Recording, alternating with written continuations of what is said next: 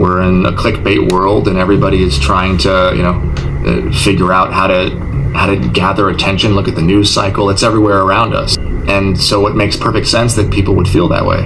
Also, if anybody has had that real life experience, I can imagine how hard it would be to imagine their experience being in a romance novel. It's like there'd be some sort of cognitive dissonance there. The reality is that, after I read the book, one of the thoughts that came to mind was, this could be a movie that helps people no longer ask the question, why did Blake Lively has always carried herself as Hollywood's golden girl, the charming blonde with a perfect family, the witty quips, the polished designer dresses, and a carefully curated image of warmth.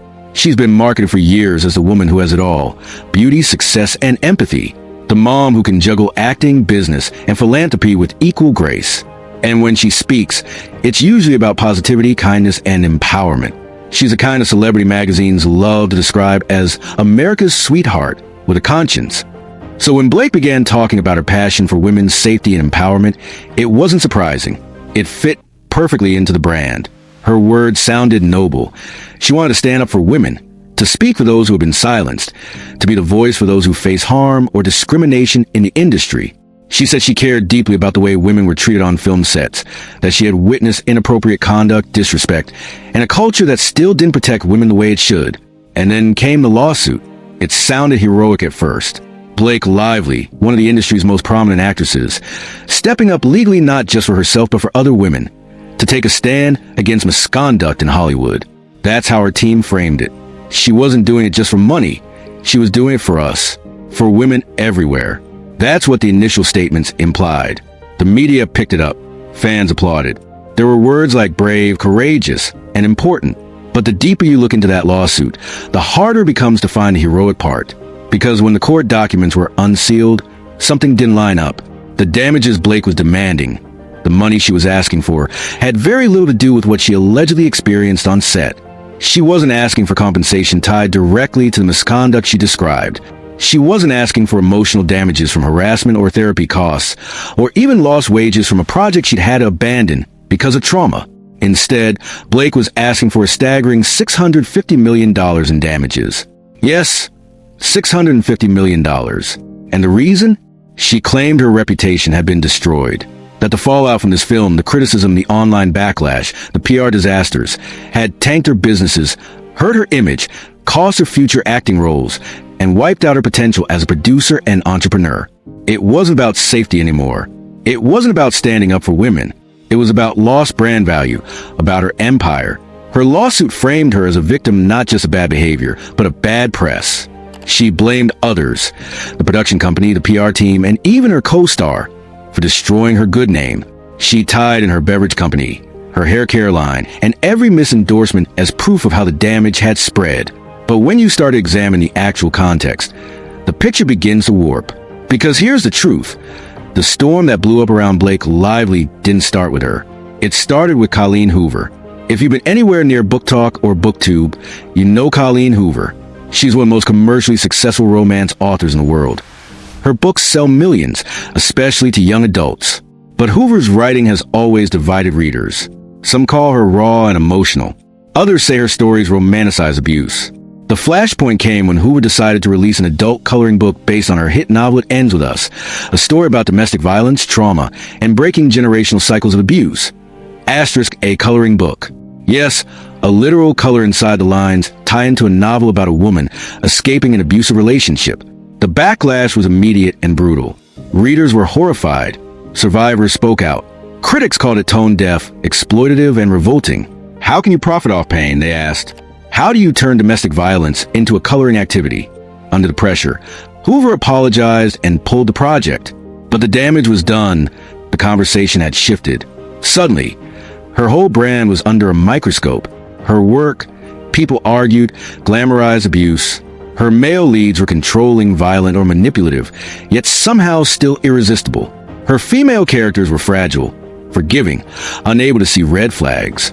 To critics, Hoover's stories weren't about survival. They were about surrender.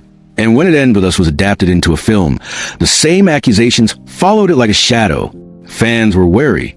Survivors were angry. The media circled.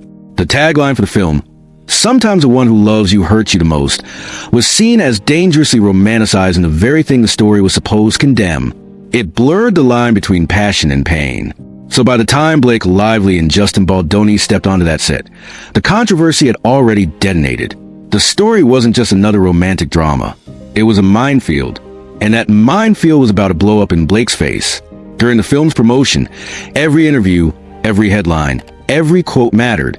The studio knew how fragile the public mood was. One wrong word could reignite the backlash. And that's exactly what happened. Not because of Blake, but because of her co-star, Justin Baldoni. Justin gave a thoughtful, measured interview to the Associated Press. When asked about criticism that the story glorified domestic violence, he said something surprisingly honest, something real. He said he understood why survivors would find the story difficult. He said there was nothing romantic about domestic violence. He said the team had been intentional about showing the reality of abuse. It was a calm, compassionate response, the kind of answer you think everyone would want to hear. But behind the scenes, it didn't land well, because according to newly unsealed text messages, that honesty infuriated Colleen Hoover. She was upset that Justin's answer drew more attention to the domestic violence label. She thought it would make audiences uncomfortable. She wanted to sell a romance, not a tragedy. And as headlines spun out, Justin Baldoni addresses claims it ends with us glorifies abuse. The tension inside production boiled over. Internal messages show PR staff scrambling, agents panicking, and executives try to contain the fire. They drafted statements for Justin to clarify. They begged him not to add fuel to the fire. They worried that Colleen might speak out against him. It was chaos. And through all of it, Blake Lively, the face of the film, remained silent. While Justin engaged openly with the topic, Blake refused to. She avoided direct questions about domestic violence. She deflected, changed subjects, or framed the film as a simple love story. Her public messaging leaned toward glossy, Instagram-friendly positivity, rather than the uncomfortable truth at the core of the story. To fans and journalists, that silence read like avoidance, like she didn't care. When the movie finally premiered, the tone of the press changed. Commentators noticed that Justin and Blake weren't appearing together. Rumors spread that there was tension between them, that they clashed on set. And suddenly, the public began revisiting old stories about Blake's past. The headlines came pouring back. Feuds with co-stars, creative clashes with directors, diva behavior on set, reports that she'd been difficult during the making of Savages, 2012, whispers that she butted heads with Leighton Meester during Gossip Girl, criticism of her personal website, which romanticized plantation aesthetics under the guise of Southern charm. Every old controversy was dug up again and repackaged into new viral videos. And in the court filings, Blake Lively now claims those resurfaced clips of her own interviews, her own words, her own behavior, were part of a smear campaign. She says that those videos, those compilations, were amplified by others to destroy her reputation, to make her look arrogant, entitled, and unlikable. Her argument? That her critics didn't expose her, they defamed her, is a fascinating legal stretch. Because defamation, legally speaking, means false statements. But the clips being shared were real. The things she said were on record. They weren't manufactured. They were reframed. And that's not defamation. That's public perception. Yet Blake's lawsuit treats perception like persecution. It treats consequence like conspiracy. It's less about accountability and more about control. Control over narrative, over image, over money. Now here's where the story takes a wild turn. In her third amended disclosures, the formal breakdown of what she's demanding, Blake lists her damages category by category. It reads like a billionaire's wish list. $56 million in lost earnings, $71 million in lost profits, $34 million in reputational harm, $250 to $400,000 for pain and humiliation. Punitive damages no less than 3 times the total. And then come the corporate numbers. Losses allegedly tied to her personal brands. Betty Buzz, her beverage line, and Blake Brown Beauty, her upcoming cosmetics company. She claims those ventures suffered because of reputational damage connected to It Ends With Us. The problem? Those businesses aren't even parties in the lawsuit. They're separate legal entities. You can't just lump corporate revenue projections into a personal defamation claim. But that's what she's doing, using hypothetical loss potential to justify an astronomical payout. To put it in perspective, the entire production budget of It Ends With Us was under $30 million. Blake Lively now claims she personally lost more than 20 times that amount because of reputational fallout from a film that, ironically, she helped produce. It doesn't add up. Her math depends on projected future earnings, contracts that don't exist, opportunities that never materialize, endorsement deals she never signed. In legal terms, it's called speculative damages. Courts rarely award them because they're based on imagination, not evidence. And here's where it gets almost comedic.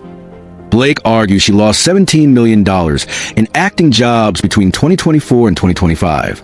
But during that same period, she was literally starring in A Simple Favor 2 and attached to another major film as both star and producer. Her career, if anything, was thriving. So what exactly was she losing? If you strip away the celebrity names, the legal jargon, the dollar signs, what this story really reveals is a mirror. A mirror held up to Hollywood's favorite illusion, the illusion of moral activism for profit. Because if Blake Lively truly wanted to stand up for women, she wouldn't have buried the heart of the case under a mountain of corporate losses. She wouldn't be fighting to prove that a few viral clips destroyed her empire. She'd be focusing on safety, on accountability, on the very issues she claimed to care about. Instead, her legal strategy reads like a business negotiation, a power move dressed in the language of feminism. It's not about healing, it's about earning. And that's what makes this story so revealing. Hollywood runs on image, and Blake Lively's image has always been about perfection. But perfection is expensive to maintain. The moment it cracks, the instinct isn't to rebuild, it's to sue. So when she walks into court demanding $650 million for reputational harm, what she's really demanding is for the world to keep believing in the version of her she spent years constructing. The saint, the savior, the woman who never does wrong. The irony? The more she fights to protect that image, the more she destroys it. By the time Blake Lively's quiet lawsuit became public knowledge, the entertainment world had already built a fortress around her image. For over a decade, she'd been Hollywood's definition of elegance, a smiling blonde in polished gowns, the personification of class. But now, whispers were spilling out from every direction. Old collaborators, PR insiders, and even former brand managers who had worked closely with her name. What was supposed to be a minor marketing conflict, a dispute over likeness rights, started morphing into something much bigger. It was no longer about a photograph or a campaign. It was about the system of control she'd maintained, and the people she had quietly alienated while keeping her crown polished. The documents that leaked first weren't explosive on their own. They just showed her legal team aggressively protecting her brand identity. But within those lines were clues. Mentions of prior disputes, references to unpublicized settlements, and emails hinting that this wasn't the first time Lively had drawn blood to protect her image. And that's when the internet took over. Subreddits began combing through archives. TikTok creators started connecting dots between past interviews and sudden brand disappearances. Some even resurrected old clips of Blake contradicting herself. Statements about supporting small female-led businesses juxtaposed with evidence of her team quietly blacklisting certain names. The narrative that had once been airtight began to crack. For years, Lively's public presence was carefully crafted to seem hands-off and authentic, as if she didn't care about the Hollywood machine, as if she was just like us. But behind that effortless charm, PR analysts now claim, was one of the most tightly controlled celebrity operations in modern Hollywood. She had hired specialists not to build her brand, but to defend it, lawyers, crisis strategists, NDAs that made sure ex-assistants stayed silent. People who left her circle often disappeared from public life for months. Their social pages wiped, their names quietly omitted from future credits. And then came the bombshell. Her supposed collaboration with author Colleen Hoover that never actually happened. Fans thought the two were teaming up for a project, a book-to-film adaptation that could have been massive. But according to emails unearthed later, Lively's camp allegedly walked away at the last minute, citing creative differences. Hoover's side called it unprofessional. What neither party expected was that those differences would become the first domino in a much larger fall. When word spread that the partnership had imploded, Hoover's fan base, an internet army of devoted readers, turned their frustration toward Blake. They flooded forums, Twitter threads, and fan pages with posts accusing her of arrogance, of stepping on smaller creatives. At first, her PR team responded with silence, the oldest trick in crisis management. Let the storm pass. Don't feed it. But this time, silence didn't work. Because the narrative wasn't just about one feud. It was about a pattern. People began to notice a theme. The way Lively's projects always seemed to spotlight her above everyone else. The pattern of control. The way she distanced herself from anything that didn't serve her image of perfection. It wasn't the first time Hollywood had turned on one of its own, but rarely did it happen this fast and with this much digital fury. An anonymous ex-assistant eventually spoke to a podcast, painting a picture of life behind Blake's pristine facade. The voice was altered, but the message was clear. Everything was about control, every detail, every post, every outfit. She didn't want to be famous for her work. She wanted to be untouchable. The quote went viral overnight. Within 24 hours, news outlets from Variety to Insider had picked it up. Her fans rushed to defend her, but the internet's tide had turned. Suddenly, the perfect star was being dissected by millions, frame by frame, word by word. And in the middle of it all was a lawsuit, now reframed not as a legal technicality, but as a symptom of something deeper. An obsession with image so powerful that it consumed the real person beneath it. The irony? The lawsuit she filed to protect her brand had now become the very thing that was destroying it. Brands that had once celebrated her began quietly stepping back. A fashion house paused the campaign. A cosmetics line deleted its collaboration page. Even her longtime publicist, the one who had helped navigate multiple crises before, was suddenly no longer representing her. For the first time in her career, the silence wasn't curated. It was real. And in that silence, the public began asking questions that had never been asked before. Who exactly was Blake Lively behind the smiles and soft focus interviews? What kind of machine had been keeping her image so polished? And who had paid the price? By the time November rolled around, the story had spiraled far beyond what Blake Lively or her team could have imagined. What began as a contained, behind-the-scenes dispute had transformed into a cultural event, the kind that no PR firm can contain once it catches fire online. In an industry built on illusions, the cracks in Blake's perfect image weren't just showing. They were splitting wide open. For the first time in over a decade, she wasn't the one controlling the camera angle. When the lawsuit documents were unsealed, reporters expected something minor, a copyright tangle or branding complaint. What they got instead was a 40-page dissection of control, clauses, and contradictions. There was, in black and white, emails between her team and a small media company that had used her name in promotional material. Her lawyers didn't just ask for the content to be removed. They demanded damages, apologies, and public retractions. The language was cold, calculated, and humiliating for the other side. And the more people read, the worse it got. This wasn't the Blake fans knew. The quirky lifestyle blogger who shared baking tips and wrote heartfelt captions about motherhood. This was someone wielding her brand like a weapon. Memes started circulating. Threads titled Blake Lively, the silent villain of Hollywood PR, gained traction.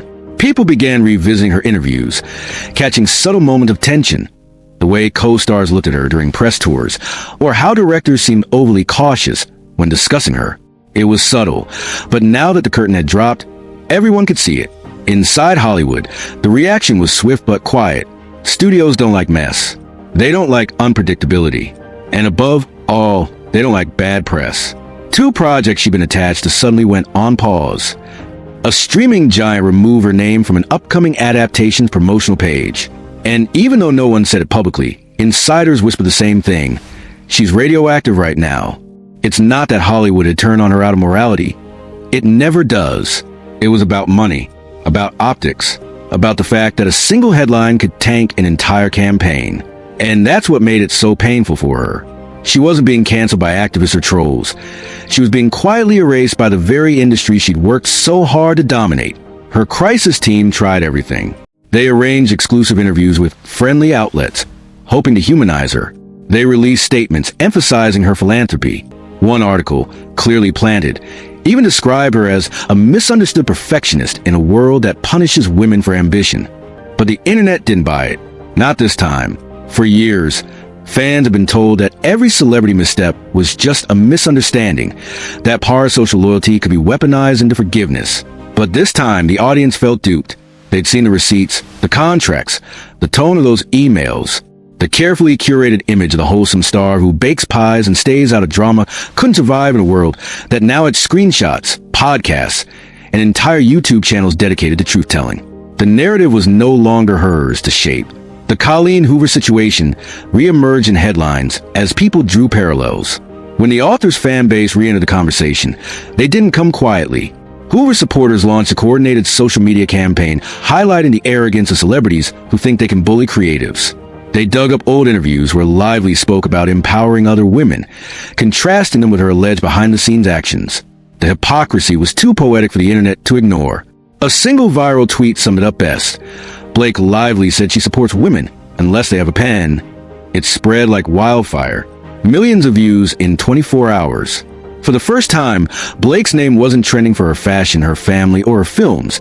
It was trending as a symbol of everything people hated about modern celebrity culture.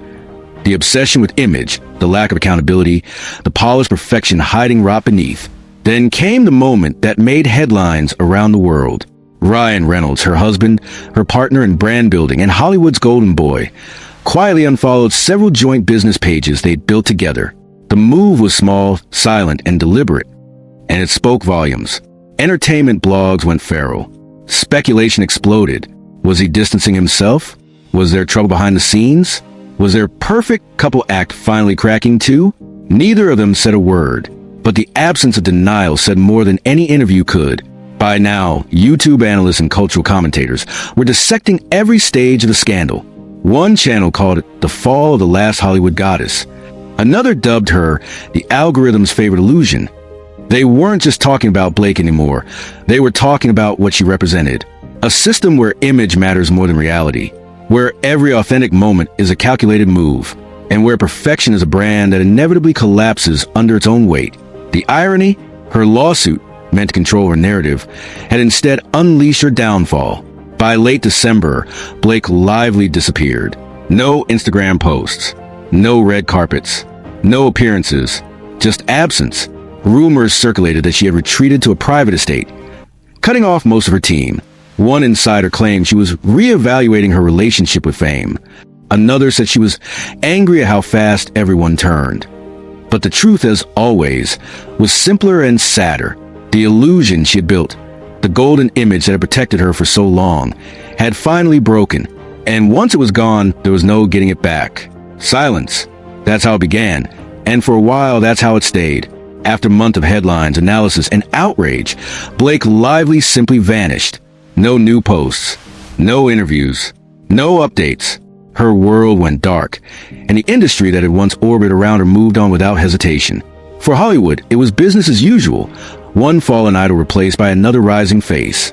But for the people watching, her absence said something much deeper. The illusion of control, once shattered, never comes back the same. When celebrities disappear, it's rarely accidental. It's strategic, a kind of social detox meant to make people forget. Lively's team, or what was left of it, understood that perfectly.